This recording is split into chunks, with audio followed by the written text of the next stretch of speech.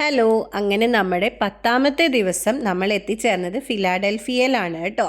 അപ്പോൾ ഇവിടുന്ന് നമ്മൾ റെൻ്റേ കാർ എടുക്കാനായിട്ട് പോവാണ്. അപ്പോൾ ഇതേപോലെയുള്ള റെൻ്റേ കാർ ബസ്സസിലാണ് ഇവിടുന്ന് പാസഞ്ചേഴ്സ് സാധാരണ വണ്ടി എടുക്കാനായിട്ട് പോവുക.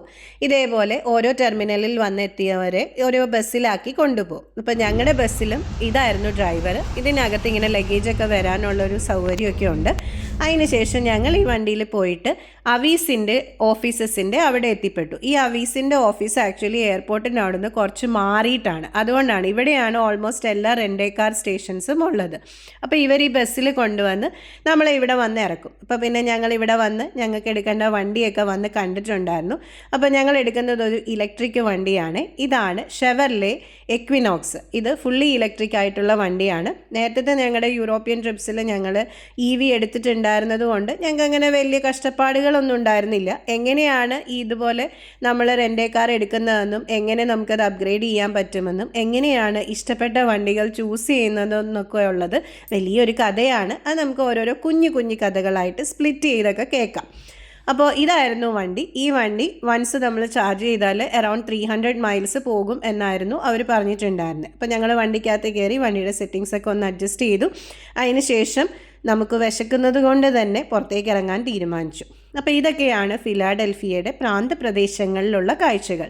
പക്ഷേ ഇതൊന്നും അല്ല കേട്ടോ, ഇതിലും ഭംഗിയുള്ള ഒരുപാട് കാഴ്ചകൾ പുറകെ വരുന്നുണ്ട്. അടുത്ത ക്ലിപ്സിലൊക്കെ കാണാനായിട്ട് പറ്റും. ഈ ഫിലാഡൽഫിയയിൽ വന്നപ്പോഴത്തേക്കിനും ഞങ്ങൾക്കങ്ങ് വിശന്ന് പോയിരുന്നേ. അപ്പോൾ ഞങ്ങൾ വിചാരിച്ചു എവിടെയെങ്കിലും നമുക്ക് റെസ്റ്റോറൻറ്റ് കണ്ടുപിടിക്കാം, എന്നിട്ട് പോവാമെന്ന്. അങ്ങനെ ഒരെണ്ണം കണ്ടുപിടിച്ചു. അപ്പോൾ പോകുന്ന വഴിയിലാണ് ഈ സ്പെക്ട്രൽ ഗ്രൂവ് എന്ന് പറഞ്ഞ ആർട്ട് ഇൻസ്റ്റലേഷൻ ഞങ്ങൾ കാണുന്നത്. നല്ല ഭംഗി ഉണ്ടായിരുന്നുകൊണ്ട് ഫോട്ടോ ഒക്കെ എടുത്തു.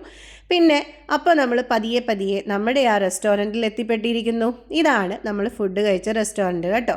ഇത് അമ്മാസ് എന്ന് പറഞ്ഞിട്ടുള്ള സൗത്ത് ഇന്ത്യൻ റെസ്റ്റോറൻ്റ് ആയിരുന്നു.